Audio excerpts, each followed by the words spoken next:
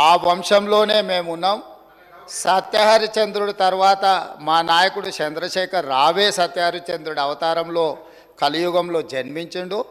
కాబట్టి మీరు ఎంక్వైరీకి ఆదేశాలు ఇవ్వండి అని చెప్పి ఆ సభ్యుడే అడిగిండు అధ్యక్ష. సో వారు నిజాయితీని నిరూపించుకోవడానికి వారు సత్యహరిచంద్రుడి వంశమని తెలంగాణ సమాజానికి అంతా చెప్పుకోవాలని వారు అడిగినప్పుడు వారిని ఎందుకు బాధ పెట్టాలని చెప్పి ఛత్తీస్గఢ్ నుంచి కొనుగోలు చేసిన 1000 మెగావాట్ల విద్యుత్ ఒప్పందము, యాదాద్రి 260x4 1040 మెగావాట్ల భద్రాద్రి పవర్ ప్రాజెక్టు నిర్మాణం సబ్ క్రిటికల్ టెక్నాలజీ తోటి, అదేవిధంగా యాదాద్రి 4000 మెగావాట్ల విద్యుత్ ఒప్పందం బిహెచ్ఎల్కి ఇచ్చిన దానికి సంబంధించి వారు అడిగితేనే ఇదే సభలో చర్చ జరిగితే తమరి అధ్యక్షతన రాష్ట్ర ప్రభుత్వం ఆమోదించింది.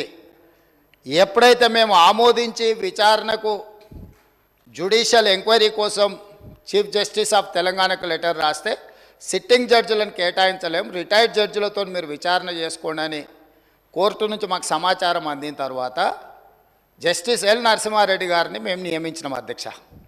వారు విచారణ క్రొనలాజికల్గా చేసుకుంటూ సంబంధిత శాఖ మంత్రికి ఆనాడు సంబంధిత ఆనాటి ముఖ్యమంత్రికి మీరందరూ కూడా మీరు నిజాయితీ పరులు సత్యహరిచంద్రులు అన్నారు కదా, కమిషన్ దగ్గరకు వచ్చి మీ వివరాలు ఇవ్వండి అని అడిగినారు అధ్యక్ష.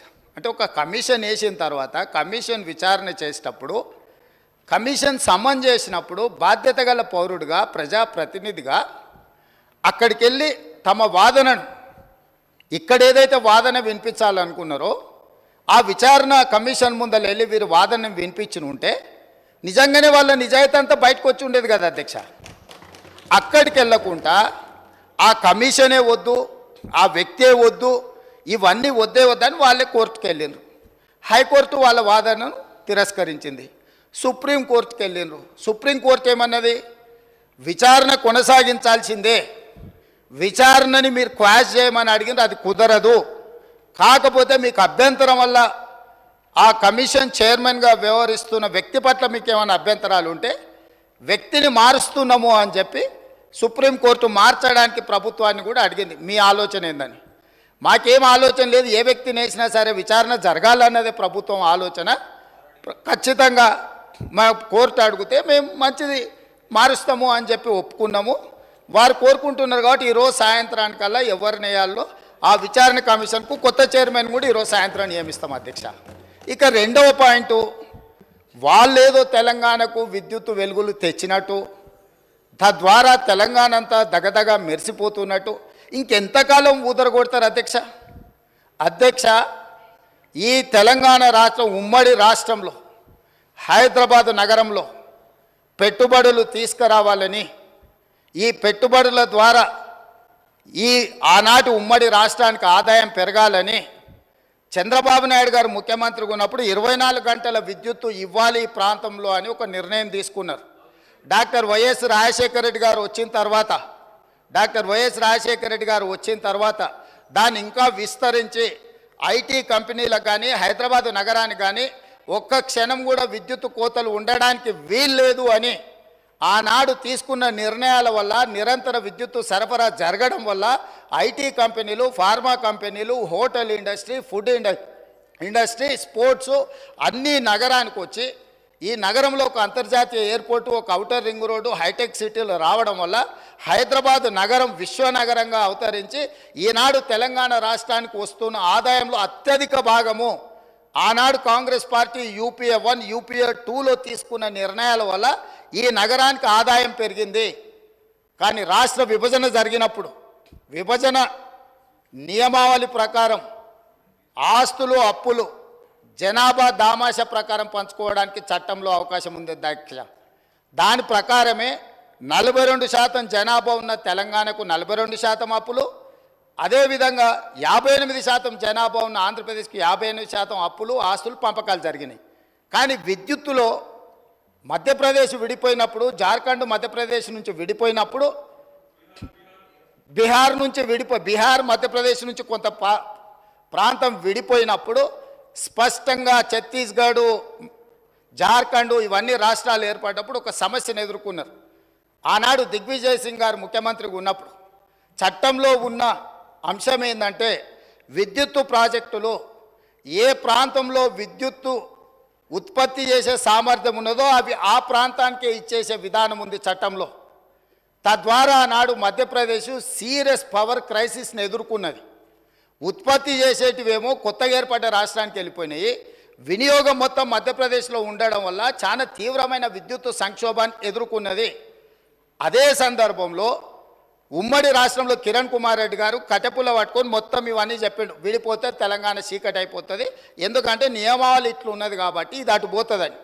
అప్పుడు తక్షణమే తెలంగాణ ప్రాంతం నుంచి పార్లమెంట్ సభ్యులు ఇక్కడనే ఉన్నారు, పొన్నం ప్రభాకర్ గారు, రాజగోపాల్ రెడ్డి గారు, అదేవిధంగా వివేక్ గారు, వీళ్ళందరూ కలిసి నిజంగానే ఈ విధానం వల్ల తెలంగాణకు నష్టం జరుగుతుంది, ఈ ఉత్పత్తి చేసే సామర్థ్యం అంతా ఆంధ్రప్రదేశ్లో ఎక్కువ ఉంది, తెలంగాణలో తక్కువ ఉంది, అందుకే తెలంగాణ ఉద్యమం వచ్చింది కాబట్టి ఈ విధానంతో ముందుకు వెళ్తే తెలంగాణకు నిజంగానే చీకటి రోజులు వస్తాయి, దీన్ని సరిదిద్దాలి అని చెప్పి వీళ్ళందరూ కలిసి ఆనాడు కేంద్ర మంత్రి జైపాల్ రెడ్డి గారి దగ్గర వెళ్ళి కూర్చున్నారు. అధ్యక్ష, జైపాల్ రెడ్డి గారు అప్పుడు అందరితో చర్చించి తెలంగాణలో విద్యుత్ రంగ నిపుణులతో మాట్లాడి ఏం చేస్తే బాగుంటుంది అని అంటే ఒక సవరణ తీసుకురావాలి.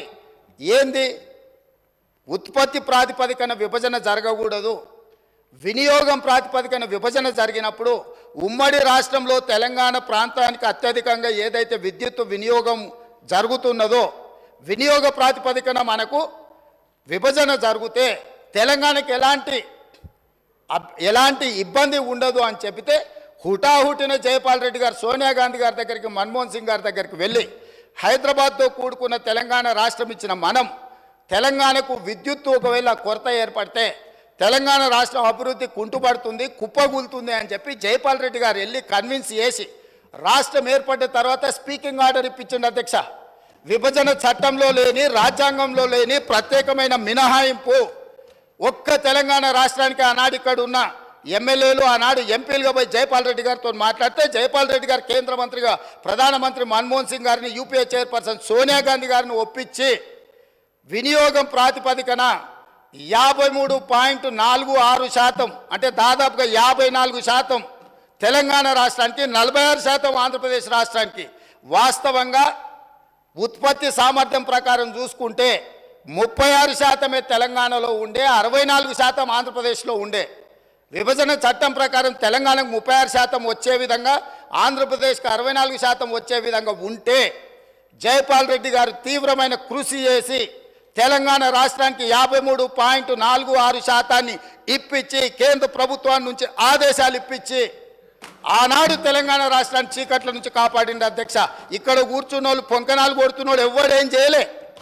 అదేవిధంగా ఆనాడు నేను తెలుగుదేశంలో ఉన్న ఎమ్మెల్యేగా ఇదే సభలో ఇక్కడనే చంద్రశేఖరరావు గారు ముఖ్యమంత్రిగా ఉంటే అక్కడ ప్రతిపక్ష నాయకుడిగా విద్యుత్తు మీద చర్చ జరిగింది.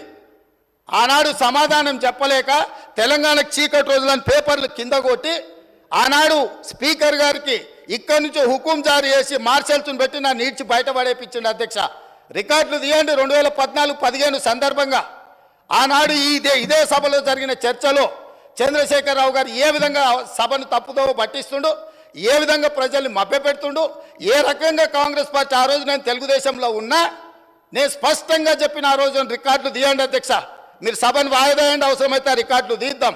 నేను ఆ రోజు చెప్పిన సోనియా గాంధీ గారి దయ వల్ల, జైపాల్ రెడ్డి గారి కృషి వల్ల తెలంగాణ రాష్ట్రానికి ఈ విద్యుత్ సంక్షోభం నుంచి గట్టెక్కింది. నేను తెలుగుదేశం ఎమ్మెల్యేగా ఉన్నా వాస్తవాలను చెప్పాలి అని చెప్పి అక్కడి నుంచి నేను తెలుగుదేశం ఎమ్మెల్యేకి ఈ సభలో మాట్లాడితే ఈ సభ్యుడు వాళ్ళని పొగడతాడా, మార్షల్స్ని పెట్టి ఈడ్చి బయట పడేయండి, నన్ను ఈడ్చి బయట పడేపించండి. అధ్యక్ష, ఈరోజు మీ ద్వారా తెలంగాణ సమాజానికి ఈరోజు నేను చెప్పదలుచుకున్న అధ్యక్ష, ఆ రకంగా తెలంగాణ రాష్ట్రాన్ని విద్యుత్ సంక్షోభం నుంచి ఆనాడు జైపాల్ రెడ్డి గారు, సోనియా గాంధీ గారు, మన్మోహన్ సింగ్ గారు కాపాడినరు. ఆ తర్వాత ఉమ్మడి రాష్ట్రంలో తీసుకున్న నిర్ణయాల వల్ల భూపాలపల్లిలో ఉన్న 1200 మెగావాట్లు కానీ ఇతర ప్రాంతాలలో ఆనాడు ఉమ్మడి రాష్ట్రంలో ప్రారంభించిన పవర్ ప్రాజెక్టులు తెలంగాణ రాష్ట్రం వచ్చిన తర్వాత ఉత్పత్తిలోకి వచ్చినాయి కాబట్టి అడిషనల్ పవర్ మొత్తం మనకు యాడ్ అవ్వడం వల్ల తెలంగాణలో విద్యుత్ సంక్షోభాన్ని నుంచి మనం బయటపడ్డాం. అధ్యక్ష, ఇవాళ నేను సూటిగా సవాలు విసురుతున్నా. ఆనాడు 7,000 చిల్లర మెగావాట్లు ఉంటే మేము 19,000 చిల్లరకి తీసుకెళ్ళినామని. ఎవరు అధ్యక్ష? వీళ్ళ తాతలు ఏమైనా ఉత్పత్తి చేసిరా, వీళ్ళేమైనా చేసిరా? సోలార్ పవర్ ప్రాజెక్టులో 5,600 మెగావాట్లు ఈరోజు చెప్పుకుంటారు కదా. ప్రైవేటు పెట్టుబడులు ప్రైవేట్ వాళ్ళు తీసుకొచ్చి పెట్టింది అధ్యక్ష. రాష్ట్ర ప్రభుత్వానికి అనాపైస సంబంధం లేదు. 10 సంవత్సరాలు వీళ్ళ ఏలుబడిలో సోలార్ పవర్ ఓన్లీ 1 మెగావాట్ అధ్యక్ష. సిగ్గు లేకుంటే ఇంకా కూడా మేము విద్యుత్తును ఉత్పత్తి చేసామని అబద్ధాలు చెప్పి సభను తప్పుదోవ పట్టించే ప్రయత్నం చేస్తున్నారు అధ్యక్ష. అదేవిధంగా అధ్యక్ష, ఇవాళ బిహెచ్ఎల్కు మేము నామినేషన్ పేజ్ మీద ఇచ్చినాం. గవర్నమెంట్ టు గవర్నమెంట్ ఇస్తే కమిషన్లు వస్తాయా? ఇది పద్ధతేనా? మీరు ఎక్కడ గండి కొట్టిరు, ఎక్కడ బొక్కిండ్రు, ఎక్కడ మెక్కిండ్రు మాకు తెలియదు అనుకుంటున్నారు అధ్యక్ష. మేమేం చదువుకోకుండానే ఇక్కడికి వచ్చినాం అనుకుంటురా అధ్యక్ష? బిహెచ్ఎల్కు ఉన్న కెపాసిటీ, ఎలక్ట్రోమెకానికల్ ఎక్విప్మెంట్ ఉత్పత్తి చేసే సామర్థ్యమే ఉంది. బిహెచ్ఎల్కు civil balance of plant work అంటారు. అంటే సంస్థ ఒక విద్యుత్ ఉత్పత్తి చేయాలంటే బ్రాయిలర్స్ మెకానికల్ ఎక్విప్మెంటే కాదు అధ్యక్ష, సివిల్ వర్క్లు ఉంటాయి. సివిల్ వర్క్లు అంటే ప్లాంట్ను ప్రిపేర్ చేయడం కానీ, తెచ్చిన మిషన్లు ఫిట్ చేయడం కానీ, దాని కాంపౌండ్ కానీ, దాని రూఫ్ కానీ, సరే అక్కడ ఉండే ఎంప్లాయీస్ క్వార్టర్స్ కానీ, ఇవన్నీ. సో ఎప్పుడు కూడా ఈ దేశంలో ఉమ్మడి రాష్ట్రంలో ఏదైనా పవర్ ప్రాజెక్టు నిర్మాణానికి ఎలక్ట్రోమెకానికల్ ఎక్విప్మెంట్ సంబంధించిన ఉత్పత్తి కానీ లేకపోతే సరఫరా కానీ బిహెచ్ఎల్కి ఇస్తారు, లేకపోతే బిహెచ్ఎల్ లాంటి సంస్థలకు ఇస్తారు. మిగతా సివిల్ వర్కులు మొత్తం BOP balance of plant work అంటారు. అవి మిగతా కాంట్రాక్టర్లకు ఇస్తారు. వీళ్ళిద్దరు సమన్వయం చేసుకొని విద్యుత్ శాఖ అధికారులు ఇంజనీర్ల పర్యవేక్షణలో సివిల్ వర్కులు చేసే కంపెనీ సివిల్ వర్కులు చేస్తుంది, ఎలక్ట్రోమెకానికల్ ఎక్విప్మెంట్ చేసే పని చేస్తారు. ఆ రెండింటిని కలిపి ప్రాజెక్టులు నిర్మిస్తారు అధ్యక్ష. ఇప్పటివరకు దేశంలో జరిగింది. కానీ తెలివితేటలు గల్లోళ్ళు, ఎట్లయితే కొట్టేయాలనో తెలిసిన వాళ్ళు, వీళ్ళు తెలివితేటలన్నీ ప్రదర్శించి G2G బిహెచ్ఎల్కి ఇస్తున్నాం అనే నెపం మీద ఏదైతే అంచనాల రేట్ల ప్రకారం వీళ్ళు డైరెక్ట్గా బిహెచ్ఎల్కి ఇచ్చారు అధ్యక్ష. బిహెచ్ఎల్కు 4,000 మెగావాట్లు దాదాపు 29,000 చిల్లర కోట్లు. నేను సబ్జెక్టు కరెక్షన్ నేను రికార్డు మళ్ళీ తీసుకొని చెప్తా అధ్యక్ష. ఆనాడు ఒప్పందం చేసిరు. బిహెచ్ఎల్ నుంచి వీళ్ళ బినామీలు, వీళ్ళ బంధువులు, వీళ్ళకి కావాల్సిన వాళ్ళు సివిల్ వర్కులు మొత్తం మళ్ళీ బిహెచ్ఎల్ నుంచి వాళ్ళ కాంట్రాక్ట్ ఇచ్చారు అధ్యక్ష. ఈరోజు విచారణకి ఇస్తే ఎందుకు గుండెలు బాదుకుంటారు అధ్యక్ష? ఉన్నదంతా బిహెచ్ఎల్కి అయితే కేంద్ర ప్రభుత్వము సంస్థకే ఇచ్చినప్పుడు బాధ ఎందుకు పడుతున్నారు అధ్యక్ష? కోర్టుకి ఎందుకు పోయినరు? విచారణ జరగొద్దని ఎందుకు అంటున్నారు? ఎందుకు పొడ పేపర్లు పెడుతున్నారు? ఈరోజు బిహెచ్ఎల్ నుంచి సివిల్ వర్కులు మొత్తము ప్రైవేట్ కాంట్రాక్టర్లకు వీళ్ళ బినామీలకు ఇచ్చిండ్రు. 1,000 కోట్ల రూపాయలు ఒప్పందాలు జరిగినాయి. అందులో ఫ్రాడ్ జరిగింది. చివరికి సరఫరా చేసే కంకర కా నుంచి, ఇసుక కా నుంచి, వాచ్మెన్ల కా నుంచి వాళ్ళ పార్టీ నాయకులకు, పార్టీ ఫిరాయించిన మాజీ ఎమ్మెల్యేలకు అప్పచెప్తే కోమటిరెడ్డి వెంకటరెడ్డి గారు అక్కడికి వెళ్ళి యాదాద్రి పవర్ ప్లాంట్ విజిట్ చేసి దోపిడీ ఏ విధంగా జరుగుతుందో ఆనాడు కాంగ్రెస్ పార్టీ ఎమ్మెల్యేగా ఉన్న వ్యక్తిని బెదిరించి లేకపోతే అతనికి ఆ ఒప్పందాల పనులు అప్పచెప్పి ఏ రకంగా వీళ్ళు దోపిడీకి పాల్పడ్డారో ఈరోజు విచారణలో బయటికి వస్తుందని చెప్పి ఈరోజు ఊకదంపుడు ఉపన్యాసాలు ఇచ్చి ప్రజల్ని మభ్యపెట్టే ప్రయత్నం చేస్తున్నారు అధ్యక్ష. అదేవిధంగా అధ్యక్ష, మేము మీకు ఇక్కడ ఒక ఇది నేను చెప్పదలుచుకున్నాను అధ్యక్ష.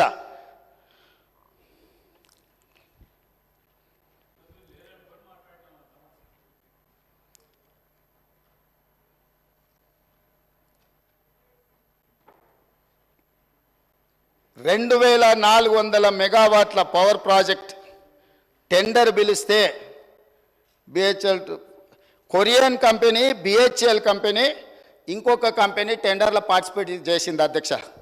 జార్ఖండ్లో 18% లెస్. సేమ్ తెలంగాణలో ఏ తారీఖు నాడైతే అంచనా రేట్లకు తెలంగాణ ప్రభుత్వం బిహెచ్ఎల్కు కాంట్రాక్ట్ ఇచ్చిందో సేమ్ సమయంలో, నేను తారీఖు కూడా మీకు చెప్తా అధ్యక్ష, 2017 అధ్యక్ష, జూలై 18, 2017 సేమ్ సందర్భంలో జార్ఖండ్ ప్రభుత్వము క్లియర్గా 2,400 మెగావాట్ల విద్యుత్తు ఉత్పత్తి చేసే టెండర్ పిలిస్తే, సూపర్ క్రిటికల్ టెండర్ మీద వాళ్ళు టెండర్ పిలిస్తే బిహెచ్ఎల్, దుసాన్ అనే కొరియన్ కంపెనీ, ఎల్ఎన్టీ కంపెనీ 3 టెండర్ల కాంపిటీషన్లో పాల్గొన్నాయి అధ్యక్ష. ఇదే బిహెచ్ఎల్ 18% లెస్ కోట్ చేసి ఆ వర్క్ తీసుకున్నది అధ్యక్ష. ఈరోజు టెండర్ జరిగితే బిహెచ్ఎల్ కాంపిటీట్ చేసి జార్ఖండ్ రాష్ట్రంలో 18% లెస్లా సూపర్ క్రిటికల్ 2,400 మెగావాట్ల పవర్ ప్రాజెక్టు టెండర్ అక్కడ తగ్గించుకుంటే ఇక్కడ రేట్లకు వీళ్ళు ఒప్పందం చేశారు. అంటే 18% లెస్లో తెలంగాణలో వర్కులు చేయడానికి అవకాశం ఉన్న పవర్ ప్రాజెక్టును 4000 మెగావాట్ల విద్యుత్ పవర్ ప్రాజెక్టును బిహెచ్ఎల్కి అప్పచెప్పి ఏం చెప్పిండ్రు అధ్యక్ష? ఆ రోజు 2.5 సంవత్సరాలలో తెలంగాణలో విద్యుత్ ఉత్పత్తి చేసేది ఉన్నది కాబట్టి మేము బిహెచ్ఎల్కి ఇచ్చినామన్నారు. 9 ఏళ్ళు అయింది అధ్యక్ష టెండర్ ఇచ్చి, 9 ఏళ్ళు అయినా ఇంతవరకు ఉత్పత్తి మొదలు కాలేదు అధ్యక్ష. ఆనాడు 7 కోట్లకు పర్ మెగావాట్ విద్యుత్ ఉత్పత్తి చేస్తామని ఒప్పందం చేస్తే ఇవాళ 10 కోట్ల రూపాయలకు పెరిగింది అధ్యక్ష అంచనా. కొన్ని వేల కోట్ల రూపాయల కుంభకోణం జరిగింది. కుంభకోణానికి కారణం అక్కడ మాట్లాడేటైనా వాళ్ళ గురువు గారు దోపిడీకి ఏ విధంగా మొత్తం రాష్ట్రాన్ని జొర్రేయచ్చో, ఏ విధంగా దోసుకోవచ్చో వీళ్ళు చేసిన ప్రయత్నాలను, అది ఛత్తీస్గఢ్ నుంచి పవర్ పర్చేజ్ అగ్రిమెంట్లో జరిగిందేంది, భద్రాద్రిలో సబ్ క్రిటికల్ టెక్నాలజీ గుజరాత్కు సంబంధించిన ఇండియా బుల్ అనే కంపెనీ సబ్ క్రిటికల్ టెక్నాలజీతోని 1000 మెగావాట్స్కు పర్చేజ్ అగ్రిమెంట్ ఇచ్చింది అధ్యక్ష బిహెచ్ఎల్కు. ఆ తర్వాత 2011లో కేంద్ర ప్రభుత్వం ఒక యాక్ట్ తీసుకొచ్చింది, పార్లమెంటులో అమెండ్ చేసి 2013 సంవత్సరం లోపల దేశంలో ఉన్న అన్ని సబ్ క్రిటికల్ టెక్నాలజీ పవర్ ప్రాజెక్టులను అన్నిటిని కూడా సూపర్ క్రిటికల్కు మార్చుకోవాలి. కొత్తగా నిర్మాణం చేయబోయే ప్రాజెక్టులు కూడా super critical technology. Sub critical technology అంటే నేను సింపుల్గా చెప్పదలుచుకున్నా అధ్యక్ష, సబ్ క్రిటికల్లో నువ్వు బొగ్గు పోసి ఉత్పత్తి చేస్తే బూడిద బొచ్చడు వస్తుంది, విద్యుత్ తక్కువ వస్తుంది అధ్యక్ష, కాలుష్యం ఎక్కువ వస్తుంది అధ్యక్ష. సో కాలుష్యాన్ని నియంత్రించడానికి, విద్యుత్ ఉత్పత్తి సామర్థ్యాన్ని పెంచడానికి, బూడిదను తగ్గించడానికి ఆ కాలం జల్లిన సబ్ క్రిటికల్ టెక్నాలజీని ఆపేసి సూపర్ క్రిటికల్లో బూడిద తక్కువ, విద్యుత్ ఎక్కువ, కాలుష్యం నియంత్రించవచ్చని సూపర్ క్రిటికల్కి వెళ్ళమని మన్మోహన్ సింగ్ గారు కేంద్ర ప్రభుత్వం చట్టం తీసుకొచ్చింది. చట్టం తీసుకొచ్చి కట్ ఆఫ్ డేట్ కూడా ఇచ్చింది. 2011లో చట్టాన్ని చేసినప్పుడు 2013 ఆఖరి వరకు ఇవన్నీ కూడా మార్చాలి కొత్తయని. ఈ పీరియడ్లో ఇండియా బుల్స్ అనే గుజరాత్ కంపెనీ బిహెచ్ఎల్కి పర్చేజ్ ఆర్డర్ ఇచ్చి కొనుగోలు చేసినాక యాక్ట్ మారింది. యాక్ట్ మారినాక వాళ్ళు అక్కడ ప్రారంభించలేకపోయారు, అది అక్కడ ఉండిపోయింది. వాళ్ళు వెనక్కి వెళ్ళి బిహెచ్ఎల్ను మేము కట్టిన పైసలు మాకు వాపస్ ఇవ్వండి అని అడిగారు. అప్పుడు బిహెచ్ఎల్ ఏమన్నది, మీరు పర్చేజ్ ఆర్డర్ ఇచ్చిండ్రు, మేము ఆల్రెడీ మిషన్లు తయారు చేసి ఆడ పెట్టినాం, ఇప్పుడు మీ డబ్బులు మీకు వెనక్కి ఇవ్వడానికి లేదు, మిగతా బ్యాలెన్స్ కూడా మాకు కట్టాల్సిందని వాళ్ళు అన్నారు. అప్పుడు బిహెచ్ఎల్ని ఏం చేయాలంటే, ఎవడైనా తలమాసినోడు, ఎవడైనా రాష్ట్రాన్ని దిగమింగటోడు దొరికితే బక్రాగాన్ని తీసుకొచ్చి మాకు అప్పచెప్పు, ఆ బక్రాగాన్ని నెత్తి మీద ఇవన్నీ పెడతాం, నువ్వు నీ పైసలు తీసుకొని పోని. అప్పుడు ఆ బక్రా ఎవరైనా అంటే అక్కడ మాట్లాడితే ఆయన అయ్యిండు. కమిషన్ల కక్కుర్తి పడి ఇండియా బుల్ నుంచి 1000 కోట్లు మెక్కి కాలం జల్లిన సబ్ క్రిటికల్ టెక్నాలజీని బిహెచ్ఎల్ నుంచి మేము కొనుగోలు చేస్తామని వీళ్ళు వెళ్ళి ఒప్పందాలు చేసుకున్నాక వీళ్ళు పేమెంట్లు బిహెచ్ఎల్ చేస్తే బిహెచ్ఎల్ ఇండియా బుల్స్ గుజరాత్ కంపెనీకి పైసలు వాపసు ఇచ్చింది అధ్యక్ష. అంటే ఇండియా బుల్స్కు వీళ్ళకు మధ్యలో జరిగిన ఒప్పందం, జరిగిన అవినీతి లావాదేవీలు, చీకటి వ్యాపారాలు, దాంట్లో భాగంగానే ఇండియా బుల్స్ కంపెనీని బెయిల్ అవుట్ చేయడానికి వీళ్ళు బిహెచ్ఎల్ దగ్గరకు పోయి కాలం జల్లిన టెక్నాలజీని నామినేషన్ బేసిస్ మీద బిహెచ్ఎల్కి ఇచ్చి తెచ్చిండ్రు అధ్యక్ష. ఎన్ని నెలలలో వీళ్ళు కంప్లీట్ చేస్తాం, రెడీగా ఎక్విప్మెంట్ రెడీగా ఉంటే 2 ఏళ్ళు 18 నెలల్లో పూర్తి చేస్తాం అన్నట్టున్నారు అధ్యక్ష. ఒకసారి ఆ రికార్డు కూడా మళ్ళీ ఇస్తా. ఆ రోజు అన్నాడు ఇక్కడి నుంచే మేము అర్జెంటుగా తెలంగాణలో విద్యుత్ కోతల్ని నివారించడానికి ఈ సబ్ క్రిటికల్ టెక్నాలజీని కూడా మేము తీసుకున్నాం, అవసరమైతే ఎన్ని వేల కోట్లు ఖర్చు అయినా తెలంగాణకు మేము విద్యుత్ ఇవ్వదలుచుకున్నాం అని చెప్పి ఇచ్చిండు అధ్యక్ష. కానీ భద్రాద్రి కొత్తగూడెంలో నిర్మించిన భద్రాద్రి పవర్ ప్రాజెక్ట్ ఎన్నేళ్ళకు పూర్తయింది అధ్యక్ష? ఇవాళ కూడా నీళ్ళు వస్తే నీళ్ళలో మునుగుతుంది అధ్యక్ష. కట్టాల్సింది ఎక్కడ కట్టాలనో అక్కడ కట్టలే, తీసుకోవాల్సిన అనుమతులు తీసుకోలే, పర్యావరణ అనుమతులు తీసుకోకపోవడం వల్ల ఎన్జీటీ 16 మంది అధికారులను ప్రాసిక్యూట్ చేయమని ఆర్డర్ ఇచ్చింది అధ్యక్ష. వీరు పుణ్యమా అని పనిచేసిన అధికారులు జైలుకు పోయే పరిస్థితి వస్తే ఇవాళ రిటైర్ అయినరు, వాళ్ళు బిచ్చమెత్తుకొని తిరిగే పరిస్థితి వచ్చింది అధ్యక్ష వీళ్ళు చేసిన తప్పుడు పనికి. సో ఇవాళ భద్రాద్రి కూడా దాదాపుగా 6.5 కోట్లకు పర్ మెగావాట్ ఉత్పత్తి చేయాల్సింది 10 కోట్ల రూపాయలకు అంచనా పెరిగింది. 1000 మెగావాట్ల విద్యుత్ ప్రాజెక్ట్ 6,000 కోట్ల రూపాయలతో పూర్తి చేయాల్సింది ఇవాళ దాని అంచనా 10,000 కోట్ల రూపాయలకు పెరిగింది. 2 ఏళ్లలో పూర్తి చేయాల్సిన పని 8 ఏళ్ళు పట్టింది అధ్యక్ష. ఇది వీళ్ళ ఘనకార్యం. యాదాద్రి సేమ్ బిహెచ్ఎల్కి ఇచ్చి బిహెచ్ఎల్ నుంచి వెనకంగా సివిల్ వర్కులు మొత్తం వాళ్ళ బినామీలకు టెండర్లు ఇప్పించుకొని 1000 కోట్ల రూపాయల కుంభకోణం పాల్పడ్డారు అధ్యక్ష. ఇవాళ ఇట్లాంటి తప్పుడు పనులు చేసి ఈ తప్పుడు పనుల మీద ఇవన్నీ ఎవరికి తెలియదు అనుకొని అక్కడి నుంచే నిలబడి బుకాయించారు. బుకాయిస్తే నేను లేచి, అయ్యా మరి మీరు ఇంత నిజాయితీ పరులు కదా, సత్యహరిచంద్రుని సొంత తమ్ముళ్ళు కదా, మీకు ఒక మంచి అవకాశం ఇచ్చినాం, నిరూపించుకోండి, మీకంటే ఇంతకంటే మంచి అవకాశం ఏముంటుంది, మీరు నిరూపించుకోండి అని విచారణకు ఆదేశించిన అధ్యక్ష. వారి కోరిక మేరకు ఆదేశించిన. మేము అనలే, మేము చెప్పినాం ఏ అవినీతి జరిగిందని మా వెంకటరెడ్డి గారు చెప్పినారు. సరే వారి నెంబర్లు ఎక్కువ తక్కువ చెప్పారు, వాస్తవం తెలిసిన ఆయన ఆ నెంబర్ ఒప్పుకుంటలేడు. పోనీ వెంకటరెడ్డి గారు 10,000 20,000 కోట్లు అన్నాడు. వారు ఏం చెప్పాలి, మేము 20,000 కోట్లు తినలేదా, 15,000 కోట్లు తిన్నాం, మేము అట్లా కాదు, మేము సత్యహరిచంద్రుని వారసులం, నిజం చెప్తామని తిన్న 10,000 ఎంతో చెప్పాలి కదా అధ్యక్ష. మొత్తం విచారణకిచ్చి లైన్ పెట్టి కమిషన్ చైర్మన్ నోటీసులు ఇచ్చి క్రొనలాజికల్గా విద్యుత్ రంగ నిపుణులు రఘుతో సహా పోయి మొత్తం వివరాలు అక్కడ ముందలు పెట్టినాక వీళ్ళకి అర్థమైపోయింది.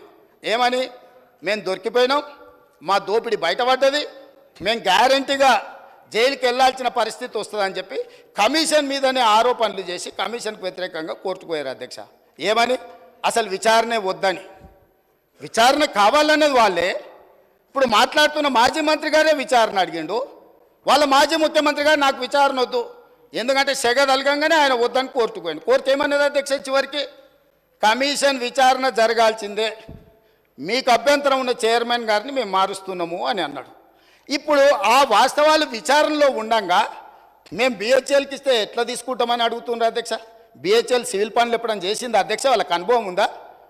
BHEL heavy electrical limited company అధ్యక్ష, ఎలక్ట్రికల్ మెకానికల్ ఎక్విప్మెంట్ మాత్రమే వాళ్ళు తయారు చేస్తారు, వాళ్ళు సివిల్ పనులు చేయరు. ఎప్పుడు కూడా ఏ పవర్ ప్రాజెక్ట్ కూడా బీఓపీ అంటారు. నేను మళ్ళీ చెప్తున్నా అధ్యక్ష, balance of plant work, civil వర్క్లు మొత్తం టెండర్లు పిలుస్తారు. వీళ్ళ తెలివితేటలంతా ఇక్కడనే ప్రదర్శించారు అధ్యక్ష. మొత్తం గంపగుత్తగా బిహెచ్ఎల్కి ఇచ్చారు, బిహెచ్ఎల్ నుంచి మళ్ళీ టెండర్లు పిలిచేసి యాజ్ ఇట్ ఈజ్ ఎస్టిమేటెడ్ రేట్లతోని 18% లెస్సులో కాంపిటీషన్ చేసిన బిహెచ్ఎల్కు అంచనా రేట్లకు ఇచ్చారు. ఇవాళ 40,000 కోట్లు అయింది అధ్యక్ష. 40,000 కోట్ల మీద 18% అంటే ఎంత పోయినట్టు అధ్యక్ష? దాదాపుగా 8,000 కోట్లు 9,000 కోట్ల రూపాయలు ఇవాళ తెలంగాణ రాష్ట్రానికి విద్యుత్ శాఖకు ఇవాళ నష్టం వచ్చింది. ఎవరు బాధ్యత తీసుకోవాలి అధ్యక్ష? దీనికి దోపిడీ చేసిన వాళ్ళు కాకపోతే ఎవరు తీసుకుంటారు అధ్యక్ష? ఇవాళ తెలంగాణకు చీకట్లు లేవు అంటే ఆనాడు సోనియా గాంధీ గారు, మన్మోహన్ సింగ్ గారు మనకు 53.46% ఇచ్చిండ్రు. ఆంధ్రప్రదేశ్లో రాజు కేసు వేస్తామంటే ఇవాళ ఆయన లేడు, దయాకర్రావు గారు. నేను దయాకర్రావు గారు వెళ్ళి ఆ రోజు చంద్రబాబు నాయుడు గారికి, మీరు ఒకవేళ తెలంగాణకు అదనంగా ఇచ్చిన విద్యుత్తు మీద మీరు కోర్టులో కేసేసి తెలంగాణకి ఏదైనా నష్టం జరిగితే ఇది తీవ్రంగా పార్టీకి నష్టం జరుగుద్ది, మీ కేసు వేయడానికి వీల్లేదు అని చెప్పి ఆనాడు మేము అందరం కలిసిపోయి ఆంధ్రప్రదేశ్ ముఖ్యమంత్రిని మీరు కేసు వేయడానికే వీల్లేదని కొట్లాడి ఆపించింది మేము అధ్యక్ష. ఆయన ఏందో ఆయన గురువు, ఈయన గురువు, ఆయన గురువులకు పంగనామాలు పెట్టే లక్షణం మీది. మేము ఎప్పుడు కూడా ఎవరితోనైనా తెలంగాణలో ఏంది అధ్యక్ష, ధూపం మీద వస్తే ఎవరన్నా గిలాసని మంచినీళ్ళు ఇస్తే కూడా వాళ్ళని గుర్తుపెట్టుకుంటాం అధ్యక్ష. మనము 10 ఏళ్ళు 20 ఏళ్ళు కలిసి పనిచేస్తే సహచరులుగా ఉన్న మన వాళ్ళని మనం అగౌరవపరచాలని ఎక్కడన్నా ఉందా అధ్యక్ష? వాళ్ళకంటే తిన్నింటి వాసాలు లెక్కబెట్టే లక్షణం ఉంది, నాకు అట్లాంటి లక్షణం లేదు అధ్యక్ష. నేను మిత్రులను మిత్రులాగానే చూస్తా, సహచరులను సహచరులలాగా చూస్తా, పెద్దవాళ్ళని గౌరవించే సంస్కారం మా తల్లిదండ్రులు మాకు నేర్పినరు. మీలాగా ఎవరు అవకాశాలు ఇస్తే ఏ ఇంట్లో మీకు భోజనం పెడితే ఆ ఇంటి వాసాలే లెక్క పెట్టి ఆ ఇంటికే నిప్పు పెట్టే ఆలోచన మీకుంటుంది అధ్యక్ష. అది మీ లక్షణం, మీ బ్లడ్లు ఉంది, మీ డిఎన్ఏనే అది. ఎవరు నమ్మితే వాళ్ళను మోసం చేసే లక్షణం ఇది. కాబట్టి మళ్ళొక్కసారి ఏదైనా మీరు అంశాల ప్రాతిపదికన మాట్లాడుండ్రి, వివరాల మీద ఈరోజు సగం రాత్రి కానీ చర్చిద్దాం, అన్ని రికార్డులు తీసుకొని వస్తా అధ్యక్ష. నేను మొత్తం రికార్డులు సభలో పెడదాం. తప్పు విలువ పట్టించే విధంగా, తప్పుడు ఆరోపణలు చేసే విధంగా మాట్లాడితే ఎవరు చూసుకుంటూ ఊరుకోరు. మీ వాదన ఏందో కమిషన్ ముందలు చెప్పండి. ఇవాళ సాయంత్రానికల్లా కోరుకున్నారు కదా మీ నిజాయితీ, ఇవాళ సాయంత్రానికల్లా మీకు కమిషన్ చైర్మన్ నియమిస్తాం. మా ఉప ముఖ్యమంత్రి గారి అనుమతితో సాయంత్రానికంతా కొత్త చైర్మన్ కూడా అపాయింట్ చేపిస్తా అధ్యక్ష. నిన్న మన అసెంబ్లీ సమావేశాలలో ఉండి నిర్ణయం తీసుకోలేదు, ఎట్లాగో వారు గుర్తు చేసిరు, విచారణకు కొత్త చైర్మన్ నియమిస్తా అధ్యక్ష.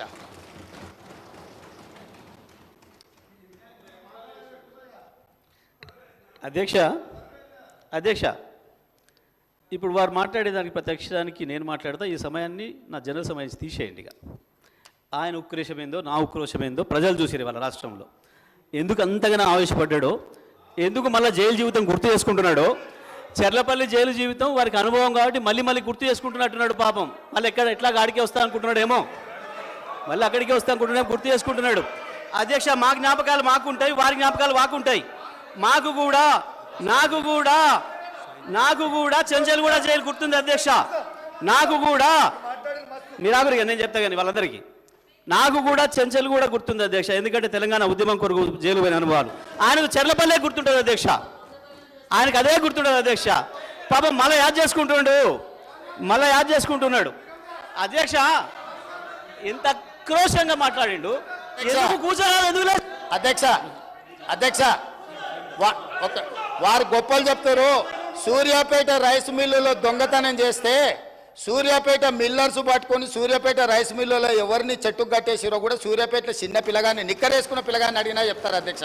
మిగతా వివరాలు మా వెంకటరెడ్డి గారికి ఒక 2 నిమిషాలు సమయం ఇస్తే వాళ్ళది ఎంత గొప్ప చరిత్రనో ఎప్పుడెప్పుడు ఏమేం చేసిరో తాతలు ముత్తాతల నుంచి మొత్తం లెక్క చెప్తాడు అధ్యక్ష.